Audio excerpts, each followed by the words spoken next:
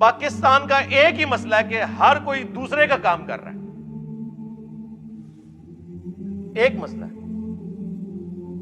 وہ ہمارے جو ایکس چیف جسٹس صاحب تھے, کبھی ہاسپٹل میں پہنچے ہوتے تھے, پھر انہوں نے کہا تھا میں نے ریٹائر ہو کے جو ہے وہ ڈیم فنڈ کے لیے جو ہے وہ خیمہ لگا لینا ہے وہاں پہ, پوری قوم کو بڈ بنا کے چلے گئے. ابھی تک بینکوں کے باہر جو ہے نا ان کے وہ لگے ہوئے ہیں چندہ فنڈ کے بینرز. لیکن ان سے کو پوچھ لے کہ سر یہ بتائیں کہ اس وقت پینڈنگ کیسز کتنے ہیں, تو وہ آپ کے اوپر توہین عدالت لگا دیں گے. آپ کون ہوتے ہیں پوچھنے والے؟ بھائی ہم وہ ہوتے ہیں پوچھنے والے کہ ہمارے ٹیکسز سے آپ لوگوں کی عیاشیاں فلفل ہو رہی ہیں. آپ لوگ 12 15 لاکھ پینشن لے رہے ہیں اور لائف ٹائم سیکیورٹی لے رہے ہیں. تنخواہیں اور پریویلیجز تو چھوڑ دیں, ہم بھی پوچھنے والے ہیں. آپ ملازم ہیں, ہم کوئی غلام ہیں؟ ہاں آپ غلام ہیں پاکستانی عوام کے. میں سرکاری ملازمت الحمدللہ 19 گریڈ میں نے ریٹائرمنٹ لی ہے. میں آج بھی کہتا ہوں ہم پاکستانی عوام کے غلام ہیں. بلکہ میرے آفس میں جب کوئی کہتا تھا نا ملک و قوم کی خدمت کریں, میں نے کہا یہ کون سا یار تماشا لگایا ہوا ہے ملک و قوم کی خدمت, جی اٹامک انرجی والے ملک و قوم کی خدمت کر رہے ہیں. مفت کر رہے ہو, تنخواہیں لے رہے ہو, گاڑیاں لی ہوئی ہیں, ہاؤس رینٹ لے رہے ہو, لائف ٹائم پینشن لوگے. یہ کون سی ملک و قوم کی خدمت ہو رہی ہے؟ یہ اسی طرح کی خدمت ہے جس طرح علماء کہہ رہے ہیں ہم دین کا کام کر رہے ہیں. چندوں پہ خدمت کون سی ہے؟ تنخواہ لے رہے ہو, یہ کون سی بات ہوئی؟ تو یہ اپنے کام نہیں کرتے.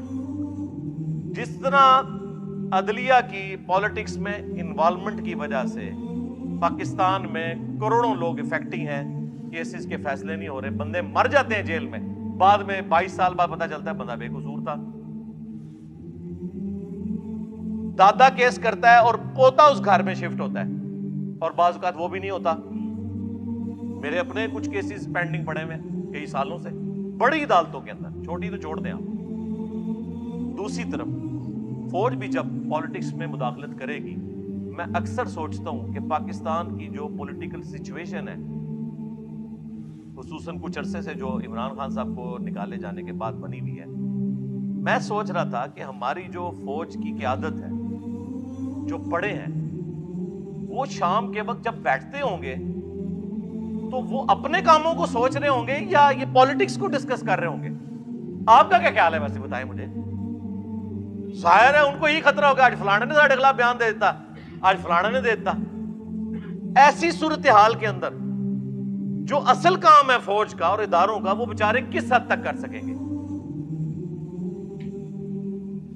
اور یہ بیچارے میں وہ خود ان کا اپنا بھی قصور ہے, میرے بیچارے کوئی نہیں رہے. تو اس وقت دل سے کوئی جماعت بھی ان کے لیے ایک جملہ ہمدردی کا بولنے کے لیے تیار نہیں ہے, الٹا خلاف کمپین چلا رہے ہیں.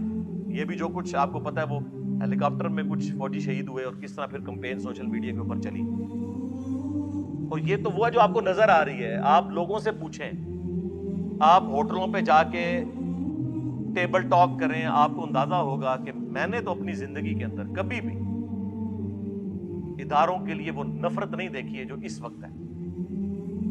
ایک پی ٹی آئی بچی ہوئی تھی نا جو دفاع کر رہی تھی, آج سب سے زیادہ ان کی زبانیں کھلی ہوئی ہیں فوج کے خلاف. رہ گئی نون لیگ, پیپلز پارٹی, JUIF. وہ اگر کوئی جملہ بولیں گے بھی تو بس جنہوں کہتے ہیں گونگلواں تو مٹی چاٹنے ہستے, اندر سے وہ بھی خوش ہیں کہ ٹھیک ہو رہے ہیں نا. ہاں, تو یہ ہے ملکوں کی تباہی کا آغاز کہ جب پاکستان کے ادارے پاکستان کی عوام کی نظر میں بے عزت ہو جائیں, بے توقیر ہو جائیں. آپ لوگ سمجھ رہے ہو شاید کسی کو وسوسہ آ جائے کہ ہم کوئی ان کے ایجنڈے کے اوپر بات کر رہے ہیں. نہیں میرے بھائی, ان کے ایجنڈے پہ بات کر رہے ہوں تو ہم مجرم عوام کو قرار دیں. ہم تو کہہ رہے ہیں یہ آپ کی ہوئی آگے آئی ہیں, عوام مجرم نہیں ہے. ہمیشہ بڑے اور لیڈرز مجرم ہوتے ہیں جس طرف عوام جاتی ہے, ان کی پالیسیز کا رزلٹ یہ نکلتا ہے. جس طرح ہم نے نان اسٹیٹ ایکٹر پال کے جو کچھ نکالا رزلٹ, FATF کی تلوار لٹکی, ٹھیک ہے جی, پھر جو کل تک ڈان لیگز تھی وہ پاکستان کی پالیسی بن گئی. تو سمجھ آئی نا کھا کے کہ ہاں یار یہ کام نہیں ہونا چاہیے, صرف فوج کا کام ہے. پھر ضرب عضب بھی, رد الفساد بھی, یہ ساری چیزیں ہوئی. اور اب جو ہے وہ D G I S P R کی آدھی پریس کانفرنس یہ ہوتی ہے کہ ہمارا سیاست سے کوئی تعلق نہیں, ہمارا سیاست سے کوئی تعلق نہیں. سرکار یہ روزانہ 100 دفعہ آپ تسبیح کھینچے نا, 100 دفعہ, ہاں, اور 100 سال تک کھینچتے رہے, پھر بھی اس قوم کو یقین نہیں آنا جب تک پریکٹیکلی آپ اس کو امپلیمنٹ کر کے نہیں بتائیں گے. یہ ذہن میں رکھیے گا, اس طرح نہیں, جب تک آپ کچھ کر کے نہیں دکھائیں گے. اور پھر آج تو سوشل میڈیا اتنا پاورفل ہے کہ کسی کی کوئی بات چھپی بھی نہیں رہ سکتی. آپ ذرا سی ہینکی پینکی کریں گے, کوئی نہ کوئی کلپ گھومتا گھماتا آ جائے گا, اور پھر کوئی بڑا صحافی اٹھا کے اسے ٹویٹر پہ یا اپنے فیس بک پہ لگا دے گا, اور پھر وہ جناب اس طرح پھیل جائے گا. پھر آپ بے شک گرفتار کرتے رہیں. مجھے بتائیں گرفتاریوں سے کیا وہ جو باتیں لوگوں کے ذہنوں میں چلی گئی ہیں وہ نکل گئی ہیں؟ تو یہ کون سا طریقہ ہے؟ اس کی بجائے نیریٹو بنائیں. فوجیں صرف ملک کی سرحدوں کی حفاظت کر سکتی ہیں. جس کو فوج کہہ رہی ہوتی ہے نظریاتی سرحدوں کی حفاظت, وہ فوج نہیں کر سکتی, وہ پولیٹیشنز نے کرنی ہوتی ہے, وہ مذہبی پیشواؤں نے کرنی ہوتی ہے جو اس ملک کے اندر موجود ہوتے ہیں, وہ کاؤنٹر نیریٹو دیتے ہیں. اور ان کا حال آپ دیکھ لیں کہ پہلے تو وہ ایک پیج کی بات کرتے تھے, وہ تو پیج ایسا پھٹا ہے کہ اب یہ پیج بالکل ہی الگ ہو گئے اور سنبھالا ہی نہیں جا رہا. اس اعتبار سے میں سمجھتا ہوں پاکستان اس وقت ڈیسائسو مومنٹ سے میں, یہاں ہم نے ڈیسائیڈ کرنا ہے کہ ہر ایک نے اپنا کام کرنا ہے. عدلیہ کو بھی جو شوق ہے نا کہ 9 بجے کے خبر نامے میں پہلا آدھا گھنٹہ عدلیہ ڈسکس ہو رہی ہو کہ فلاں کو بیل مل گئی, فلاں کی تاریخ لگ گئی. اور تاریخیں کن کی لگ رہی ہیں؟ جو بڑے ہیں, چھوٹوں کا ذکر ہی کوئی نہیں ہے, جو بےچارے انصاف کے لیے سالہ سال سے ذلیل ہو رہے ہیں عدالتوں کے اندر. اور عدالتیں ہماری جو ہے پریس کانفرنس کی جگہ بنی ہوئی ہیں. پولیٹیشنز جو ہیں وہ باہر بیٹھ کے پریس کانفرنس کر رہے ہوتے ہیں, اور ججز جو ہیں وہ کورٹ روم کے اندر پریس کانفرنس کر رہے ہوتے ہیں. آج اگر کسی پولیٹیکل لیڈر نے کوئی بیان دے دیا ہے, اگلے دن کوئی ہائی کورٹ کا جج, کوئی سپریم کورٹ کا جج بیٹھ کے اسے ریبٹل کر رہا ہوتا ہے. کوئی یار تم لوگوں کا یہ کام ہے؟ جج کا مطلب ہے جج کرنا, کہ وہ سنے گا. جج گونگا ہوتا ہے, یہ گوروں سے پوچھیں, جج گونگا ہوتا ہے, صرف وہ اس وقت بولتا ہے جب اس کو کوئی بات سمجھ نہیں آ رہی نا, تو وکیل سے کہتا ہے یہ آپ اس کو ذرا کلیئر کر دیں, باقی آپ اپنا جو جتنا ڈیفنس ہے نا وہ ریٹن میں مجھے جمع کروائیں. وہ اس کو پڑھتا ہے, اس کے بعد ایک رزلٹ سنا دیتا ہے. امریکہ میں جج مرتے دم تک جج ہوتا ہے, ریٹائر نہیں ہوتا. سب سے قیمتی انسان دنیا میں اللہ کی کرسی پہ جج بیٹھا ہوا ہے. اللہ نے اپنے لیے کہا ہے نا اولو العلم قائما بالقسط, اہل علم کا کہا کہ جو اللہ انصاف کے اوپر قائم ہے اس کے ایک ہونے کی گواہی اہل علم دیتے ہیں. اللہ نے ترازو نازل کیا. انبیاء کا بھی جب ذکر آیا تو کہا کہ کتابیں نازل کی اور ترازو قائم کیا.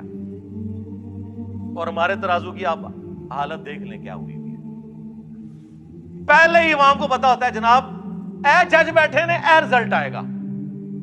ہاں تو ٹھیک ہے یار, پھر عوام کو بٹھائیں اپنی سیٹوں کے اوپر, پھر بیان دیتے ہیں ہم جو ضمیر کے مطابق فیصلہ کریں گے. واہ, یہ کون سا دنیا کا قانون ہے کہ ضمیر کے مطابق فیصلہ کریں گے؟